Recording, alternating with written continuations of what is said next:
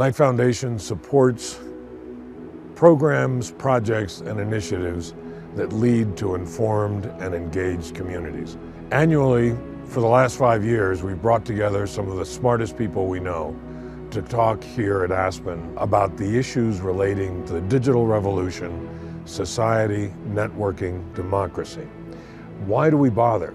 Simply this: you cannot run a community in a democracy without free flow of reliable information.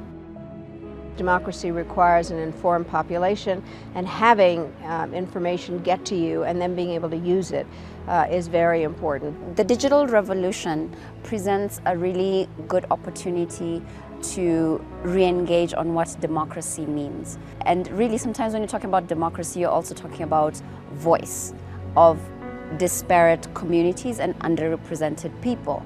We want to include as many tools and approaches as possible in using digital technology to realize this idea of what democracy is and could be. Technologies don't create communities. Communities create technologies.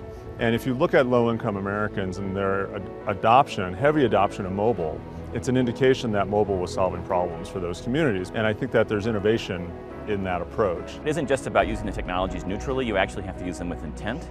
I've seen amazing things happen in small towns, in different countries, all around the world that I've visited, and people can have a voice, people can solve problems, governments can provide more information, but unless people bring their democratic intent to it, it actually doesn't measure up. We have a lot of legitimate discontent with the functioning of our democracy. Has the digital revolution, has the common medium actually intensified that anxiety? I think so. Has it produced a solution? Not yet. What is very important in democracies is a horizontal connection among individuals and groups. So that is the very positive part.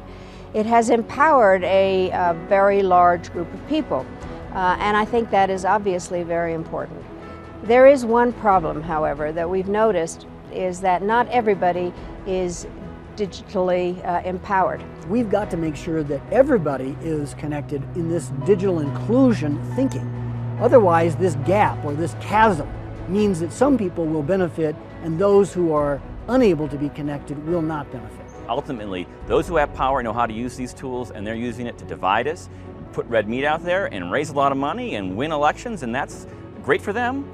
But for most Americans, most people in this world, we're not actually getting the empowerment we could get from this technology if we used it in ways that would benefit democracy. We're engaged in a very, very important debate here. Everybody in the world is engaged in this debate about whether this common medium will hold to the values of openness and freedom. What we have is a tremendous opportunity.